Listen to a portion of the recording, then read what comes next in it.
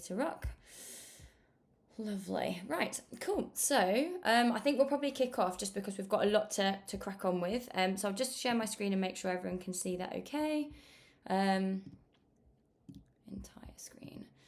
Lovely. So is everyone able to see that all okay? Sounds... is that all okay? Can people see that okay?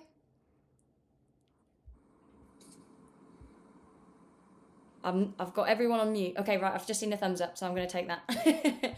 Right, I can't see you at the same time, so brilliant. Please somebody unmute or shout, because I can't see any of you when I'm looking at the screen.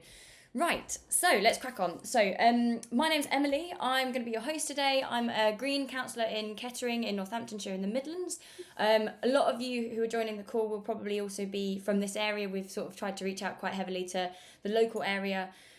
Mainly because I know more about grants and things like that in this area. But yeah, we've also got on the call Anna Hammond and Daniel Parker. Thank you so much, who are both from the Solar for School team. So they'll be digging into some detail as well. And we've also got on the call Generate Energy, some technical support, which is Jamie Aldire. Gives a wave. I can't see you, but hopefully other people can. So we're going to, basically, this is the overview of today. So we're going to very quickly summarise. It's actually been cut down now. I've tried to simplify it. So it was going to be 5 funding routes. It's now 4. Then we'll dig in a little bit more into Solar for Schools, the project, because it's just received a lot more funding and it's really interesting and a lot of schools don't really understand how it works. So we're going to dig into the detail of how that project works. Most of the others are quite self-explanatory. Solar for Schools, also we've got Danielle who's going to tell us a bit more about the education offer, because that's something that's a little bit unique to Solar for Schools versus all of the other ways that you can get solar.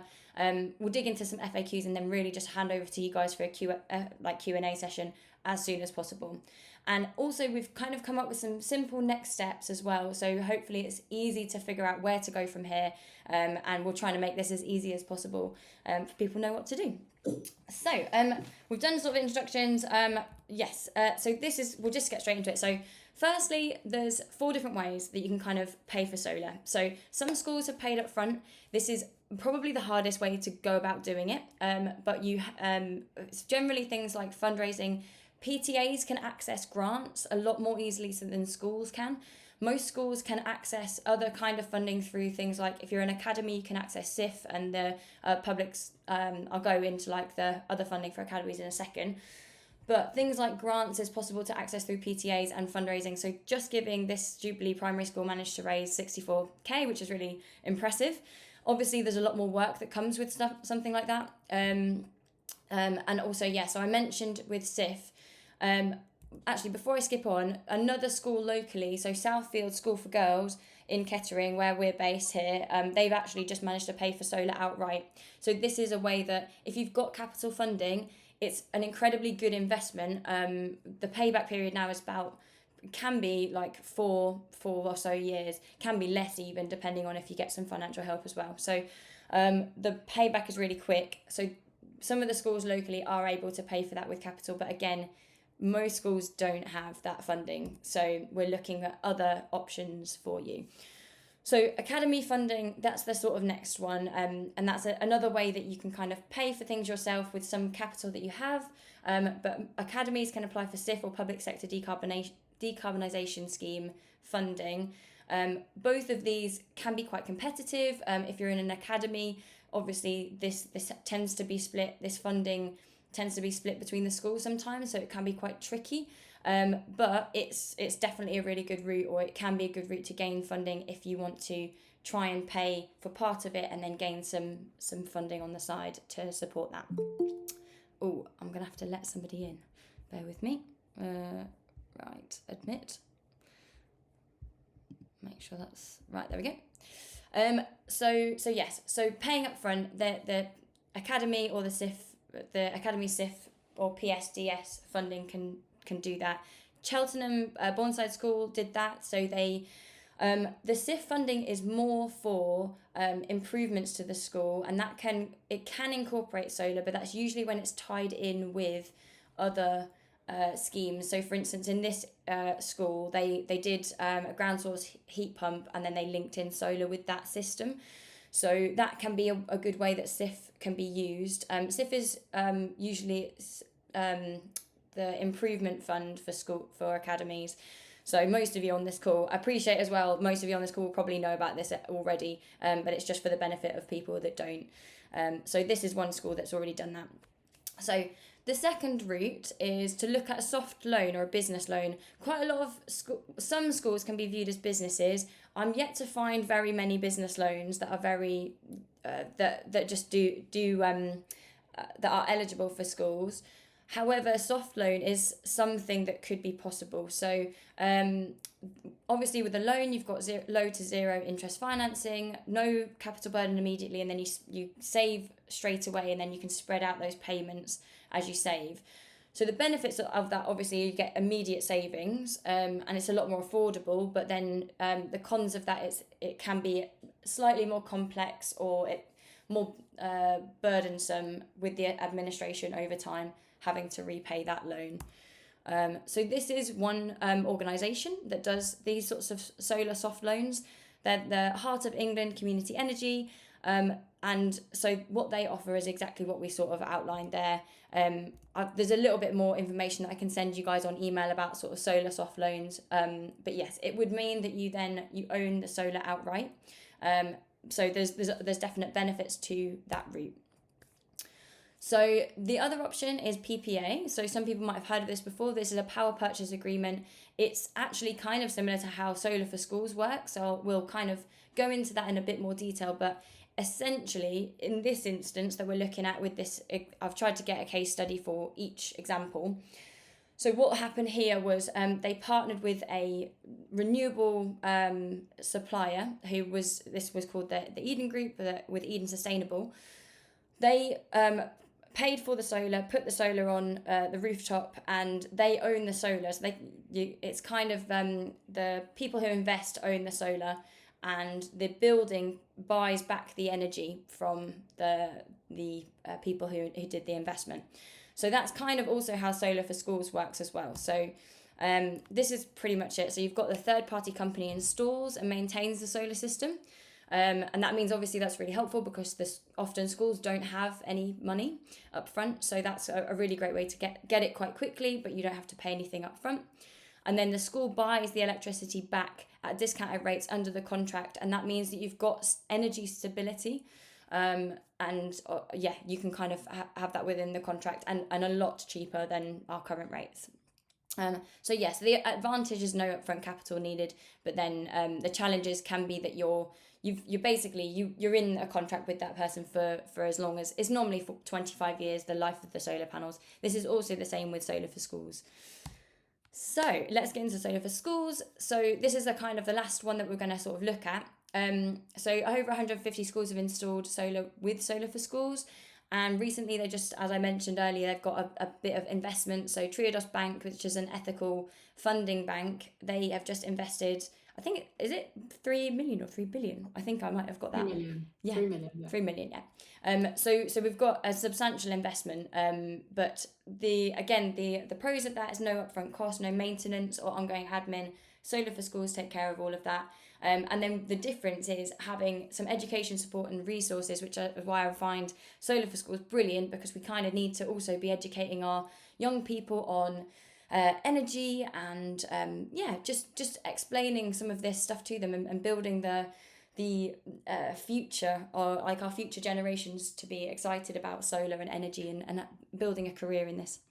The disadvantage is you don't own the asset, so you don't get as much financial benefit straight away, but you can buy the solar over time. So that could be something that you increase, and it's based off the idea that schools don't have money up front to pay for solar. So to be fair, I've done a couple of slides, Anna, about how Solar for Schools works. So should I just run through these quickly, and then you want to pick up on anything I've missed? Absolutely, yeah. Is that all right?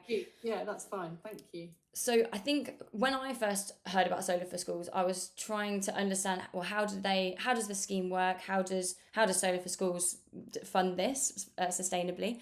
How does it work? So essentially, you've got different ways that they can get funded. So there's bonds, shares, loans, but obviously Triodos have just put in this new substantial amount of funding.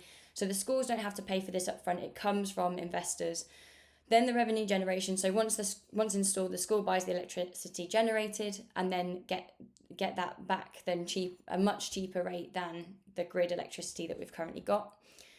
Then the income from the school's electricity payments is used to pay back the investors, usually around 5 to 6%. Is that, if that's right, Anna? Feel free to chip in. Yeah, absolutely. It's 5.5% return is what the impact the investors get.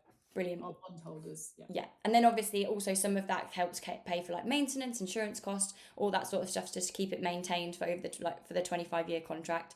And then at the end of the contract, over 25 years, so the school can either take full ownership of the panels at no extra cost, so you then own them. But then that means that you have to maintain them. And I think Anna was sort of saying on a call the other day, quite a lot of schools actually ask Solar for Schools to almost extend the maintenance contract and just keep looking after the panels until they go. Or you can have the panels removed free of charge, which, I mean, if they're still working, I think most people probably wouldn't do. So that's kind of how the system works. And yeah, I'll actually, can I hand over to you then, Anna, if there's anything else you want to add? Thanks, Emily. Yeah, I think that was pretty comprehensive, covering off how we work. So just to kind of delve a little deeper into our funding partner, the Community Benefit Society. So the Solar for Schools. So we only do schools, and we do educational institutions. We're starting to look more into universities, but generally just schools. And as Emily said, we work on the assumption that schools don't have the capital to invest to put solar on their roofs. And we provide funding options and advice. So one of those options is our CBS, the Community Benefit Society. I'm sure a few of you in the room will be familiar with the concept of a cooperative. So the CBS runs a little like a cooperative, so it's non-profit and it's run by the school members, which have the solar on their roof for the school members. So this means that the schools do also have voting rights in how the CBS works. Now, and as Emily pointed out, so it's the CBS that manages and owns the assets of the solar. So this has its positives and its negatives, but the positive being that the school doesn't need to worry about ongoing maintenance, so that's all taken care of. And it means also that the income generated from the solar that the schools are buying at an agreed rate, which one thing just to add actually to Emily's is that it is a fixed rate that is agreed before the project goes ahead, which is far lower than the mains energy rate. But it rises only with inflation. So it's a pretty stable way of future-proofing energy bills and reducing energy bills for schools and giving them a bit more energy independence and security. Mm-hmm. So so the income from the solar pays off or pays the return to our investors, which is across a 5-year period. They work in 5-year cycles. And in our last round, we brought in 260 new individual bondholders, which is great. And between them, they've all invested just over £1 million, which has been phenomenal, actually. So that obviously gives us flexibility to work with smaller schools as well as larger schools. Just one other point, perhaps just to highlight, is this is very much not a one-size-fits-all approach. So we do work with small schools as well as large schools. And as Emily pointed out, schools can contribute, or they can buy their systems outright, either early on in the project or over time. And in this case, so there's basically there's no right way or wrong way. It's really down to which route the school wants to take. I think that's probably, but the CBS is run like a non-profit. So any excess, any surplus income from the solar goes back into the CBS and filters down into the schools. I think that is the key thing, because at the sort of summary end, at the end of this piece, I was going to say, like, I put in PPA as a bit of an explanation because other schools have worked with companies to do that sort of thing, but it is essentially what Solar for Schools does. But you know that in terms of the energy prices, then Solar for Schools are it's an ethically run organization, so it's not a business trying to make money out of people. It's trying to make energy as cheap as possible for schools, and you get all of the sort of additional education benefits as well, which I'm gonna very seamlessly segue into and hand over to Danielle. I'll come back to this actually. I'll let you hand over about the educational benefits, and we'll come back to this little national grid scheme in a second. So if I stop presenting, I think I shall be able to let you take over, Danielle. Thank you so much, Emily. Okay, let's hope this works. All right, so can you see learning from school building, not just in it? We can see it. Fantastic, great. Okay, so I haven't got long, so I'm going to really whiz through this. The first thing I want to say is that, as Emily has mentioned, this is really quite a unique offering. There are many solar companies out there offering an education piece, but it is often just one workshop, or it's working in collaboration with another organisation that maybe doesn't deliver the comprehensive way that in the comprehensive way that we deliver. Okay, so the educational resources that we have are all developed by educators. I worked in education for 12 years. Our head of education is a STEM specialist and an award-winning sustainability director. So we know what we're talking about, and we have designed everything with teachers in mind. It is about embedding sustainability across the curriculum, solar being the main avenue with which we do this, but there are other aspects to it, okay? But solar is the main focus. So this is the education website. I really encourage you to go and have a play around. I can't show you everything on there in this short time. So go and have a look at it. There are lots of free resources on there for teachers that you can access right now. For example, the Education Library has cross-curricular resources that you can download, your teachers can download straight away and start engaging with, right? And seeing if you like it and if you like us. There is the Solar for Schools app, which I've just started advertising on TES, yay. And I did this yesterday, so I'd really like this. Oh, you can't see, can you? I'm going to share this screen now. I'm going to send a link with all of this as well in our follow-up email. It's super quick, right? So this is the TES, so you can go onto TES now and Google this and download the free Solar for Schools app. It's a great Key Stage 3 science revision aid. It is GDPR compliant, so schools can download it onto all their devices without any worry of any data leaks or anything like that. And then if you become a member of the Solar for Schools community, you will get access to, and I have to stop, this is very annoying, isn't it? You have to stop presenting every time. Okay, Windows again, here we go, portal. Just testing the speed of your fingers. Yeah, isn't it? Under pressure. All right, so this is what you get access to if you become a member of Solar for Schools, okay? You get a login for the education portal, which is separate to the website. It's kind of data behind the scenes. So when we install solar panels, we install monitoring equipment like most companies do, but the difference is the way that we build the education program around that. Okay, so this data is presented in a way that is great for students to learn about in maths, understanding graphs. I'll give you a great example. So when Emily was talking about exporting to the grid, okay, you can see here this school, the dark blue line is their overall electricity consumption. So this is like having a smart meter to monitor what the school is actually consuming. And you can see here the red line being what's being imported for the grid is zero. Okay, in this day, which is fantastic, isn't it? Not paying for any electricity from the grid, but exporting, the green light, exporting quite a lot of the excess solar electricity, right? So as Anna mentioned, that the funds from that export go back into the community. And this, of course, can be used as a learning resource, and we build lots of resources around it.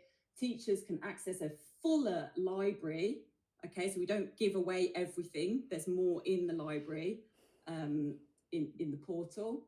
You can invite teachers, so you can have as many teachers as you want in this. And what's really great as well is that you can add classes so that you can track progress on the app that I mentioned, right? So the app is for students. This is for teachers to track progress on the app so that you have a really hassle-free homework that you can set or revision tool. That you don't have to mark. So much more. I just want to go. I know that Nishcam School, I was very sneaky and did a little review of Nishcam Primary in Wolverhampton, because I'm from kind of that area. And yeah, this is one of the tools that students get access to through the app. So it's called the Panelizer. And I've just typed in Nishcam Primary School, Wolverhampton, put some panels on there using our design tool.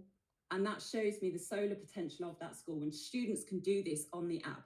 They don't get access to this calculator thing, but they do get an overview of the carbon saving potential of that school. Here you can see it's quite a good system over time for that school. There's the potential for grants as well, potentially for that school to get access to, like you mentioned, the National Grid grant. I'll leave it there. Thank you. Amazing. Thank you. Honestly, it shows how much you guys have to offer, but also that how much potential there is in this resources. Right. I don't know. I think we might have to stop sharing, then I can do it again. But yeah, I mean, so you've got the app, so we'll share the resources that you've mentioned, but the free app, any students now can make an account and have a go at making their own, laying up some solar panels, which is really cool. So let me just whack my screen back on, move back over. We're going to be handing back over to you guys very shortly. I'll come back to this, the National Grid, but this is something I can put in the follow-up email, but essentially it's some grants. It's only eligible, sadly not for where we are in our part of the Midlands, but it's for like South Wales, it's for a couple of other parts of the country. So this might be relevant depending on who's on the call or who's watching this video later on. So a couple of very quick FAQs that people have asked previously about solar for schools. So can we use solar for school? We're going to do this quick fire, Anna. I'm going to count on you here. So can we use solar for schools if we have already have solar on part of the roof? Yeah, and the short answer is yes, absolutely. Cool. So we often work with schools that have existing solar panels, solar systems, so we'll extend that. Yeah. What you get when you come to us is like the full service. So we'll do surveys. We've got trusted installers, a small selection of trusted installers that we work with across the country. They're all DBS enhanced. They're used to working with schools. In some cases, they just work with schools. So yes, we can extend solar systems on schools, and then we can manage both the new bit and the old bit. Oh, okay. Oh, I hadn't thought about that. Thank you. Right. So what happens if the roof needs some maintenance after the solar is installed? So that's not a problem either, because each project we sort of budget in a bit of a buffer to allow what we call a lift and refit. So if the roof is needing to get some work a few years down the line, that's absolutely fine. We can take the solar off for a few months and put it back on again at no cost to the school. Okay. But also just, be aware that we will always make sure that the roof is in suitable state to have solar put on it in the first place. Yeah, exactly. Yeah, or as much as possible. Yeah. How do I get permission from my landlord, and do I have to ask the council? Daniel, do you want to take this one? I'll give you the hard one. It's not hard. The answer's not hard. Yeah, I'm taking this one because I work a lot with our councils and asking them for permission. We do that for you. I'm not going to lie, it is a long process, and it requires many different stakeholders within the council to give their permission, but it is something we're very accustomed to. Yeah. So yeah, it can be, from what I've heard, it can be some of the longest part, the slowest part, but you guys deal with that for the schools. So and actually we work directly with councils in the majority of cases. Which leads to the next question. So does it require planning permission? Yes. Great. There are different levels of planning permission. So a smaller system just requires permitted development, and then you've got up to like conservation area buildings or listed buildings, then you're talking about full planning, which we're very used to doing. We've had many successes on listed buildings. Sure, brilliant. We do everything. Yeah. Okay. And how does the export feed-in tariff work? Back to you, Anna. So again, we manage all the exports for the schools as well. So and surplus, as we mentioned earlier, surplus generated from the systems goes back into the CBS, which goes back to the schools, but we'll manage the export. So the schools don't have to worry about the feed-in tariff, but you guys will maximise the benefit of that, and then, like you say, we'll feed that back to the schools through the CBS. And it does vary. It does vary. Obviously, like it's not as good as it used to be, but it sort of fluctuates. Yeah. Yep, yeah, definitely. Feed-ins are not as good as they used to be. I'll come back to the summary, but I'll hand over now to you guys. I'll stop sharing so we can have some nice conversations. So feel free, just pop up a hand, and we can have some more conversations. We can also talk about some of the other options, but we've obviously got like technical support and solar for schools here if you've got any questions about either of anything there. So I don't see any hands yet. Right, I can see a question from Amy. Oh yeah, sure. Is it in the chat? Yeah, so your question, Amy, I'm just going to read it out in case you can't see it. We already have solar panels from when the school was built, but we don't have access to any back office software to check how well they work. We don't require more panels. Is there a way to subscribe to this as a standalone item? So yes, the answer is absolutely. We offer what we call our asset management piece. So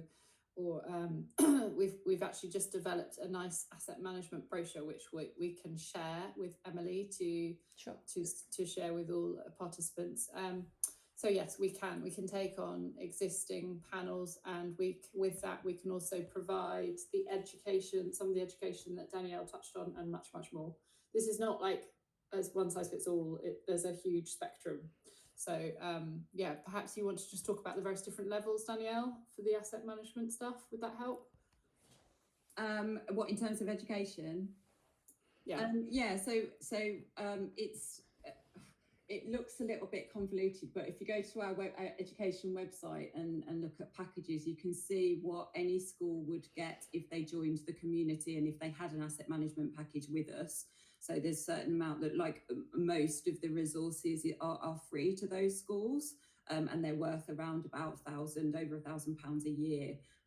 So you can actually buy into the resources even if you don't have solar with us, or you just want a certain type of resource. Yeah, so there are lots and lots of different options, but you get the package called Candle if you have asset management with us. Okay. Yeah. Brilliant. Does that answer? Yeah, does that answer your question, Amy? Does that cover everything? Sarah and Sophie have their hand. I was just going to pass over. So Sarah and Sophie, did you want to chip in? Thanks, Amy. Hiya, sorry, our question is actually quite similar. We have the solar panels as well. Sure. Our school is a new build school, and when they were installed, our school wasn't connected to the grid. It was on generators. So we're not sure that they actually work properly. It's just trickling in. So they do something, but they don't basically work efficiently. Right. Okay.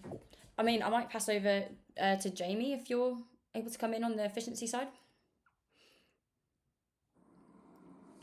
So was that for me? Yeah. If you've got any thoughts on because I mean I know you do a lot of efficiency work and improving the efficiency of outputs of systems. Yeah. So when we fit systems, we do it from the ground up. So we make sure that they're as efficient as possible by splitting up all the arrays into blocks. But also we go into schools and commercial buildings and do energy analysis. So we'll put a monitor on the incoming supply and measure what each of the individual circuits is doing, so we can tell you other ways to save energy. For instance, you've got a hot water tank that's on over the weekend. We can tell you to turn that off and obviously put that on a timer perhaps, or put it on a special unit that will manage the energy for you. So there's lots of different ways you can manage your energy on top of having solar to actually reduce your consumption and obviously increase your generation. So there's lots of different ways we can do that for you. Yeah, and I suppose also with solar for schools as well, you guys, you do the maintenance, so you could come in, we could do an assessment of the existing solar panels, and like you say, exactly that, and take over some of the maintenance if they're not working as effectively as they could be.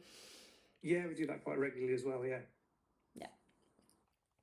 Is there anything to add, Anna, or saw you nodding? No, I was just saying, basically we've got solar technicians on the road kind of constantly going to visit inverters and systems. So it's definitely something we can come out and look at and do some analysis just like Jamie pointed out as well. Yeah, brilliant. Okay, super. Does that answer your question, or did you have anything to follow up on that, you guys? No, that was good. Thank you. Okay, super. Brilliant. Does anyone else have any like further questions or want to sort of dig into any of the options again? I tell you what I will do while we're just chatting, I'll sort of share the summary slide. So I did a bit of a summary of the present play from this slide. There we go. So this is kind of just a bit of a wrap up. I'm also aware of time, and I want to try and finish a little bit early for you guys, because hopefully if we've started to cover everybody's questions, then yeah, I want to let you go early. But yeah, so these are kind of your 4 different options then. So solar for schools, obviously not owned initially, but you can buy that over time. There's obviously also lots of different ways you can cut things, so you don't have to have the whole Solar for Schools package, but it might be that they can complement something that you already have, or just enhance, and you can have the resources for the education side. But the easy process of that, the big thing is just getting permissions.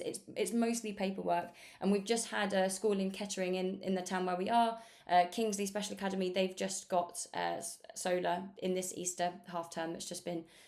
So they've done it, and the big thing that they said was that it was very simple, that Solar for Schools took over, sort of guided them through the whole process, but it was mostly just a little bit of paperwork and having somebody who was happy to kind of champion it within the school. So that's kind of the main thing that you'd need to go via that. Soft loans, it's a good option if available. It's worth an inquiry for eligibility for your school for the option that I'll sort of share. And then the solar is owned from the start, but then you've obviously got ongoing admin. So the downside of that is it's more onerous ongoing versus Solar for Schools, and you can still own the solar through Solar for Schools over time because you can pay in. PPA, again, as I mentioned, probably not as good as versus Solar for Schools, because it's basically exactly the same, but you just don't get the education benefits.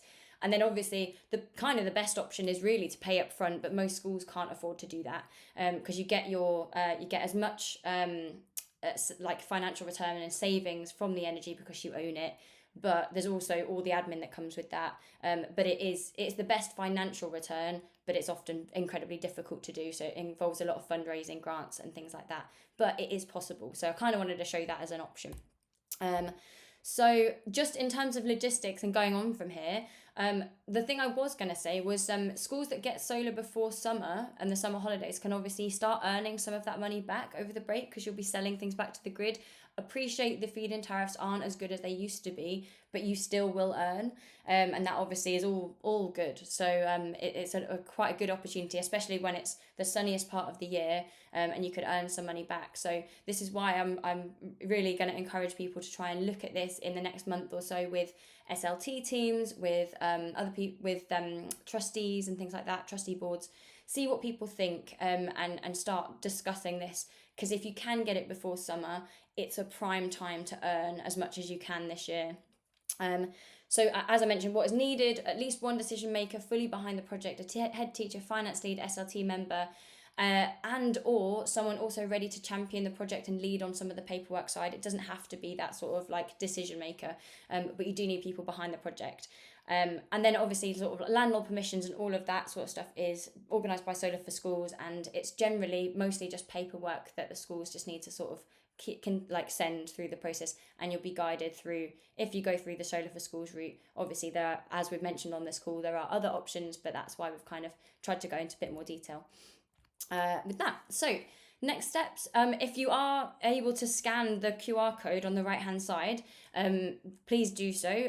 So the next steps that I'm going to propose, or that I suggest might be helpful for people, is I'm going to send a follow-up email with all of the slides from this presentation that you're welcome to share. I've also recorded this session and we'll put it on YouTube, so you're welcome to share it with anybody, and then it'll be sort of, it'll live on, and anyone who didn't make it onto this call is able to see it too. So try and get more people involved, and then I would just suggest, if you add solar to your next meeting agenda, so your SLT meetings, your trustee meetings, see what people think. Offer these different options, see what they think also of the Solar for Schools education package, because I think that's really exciting.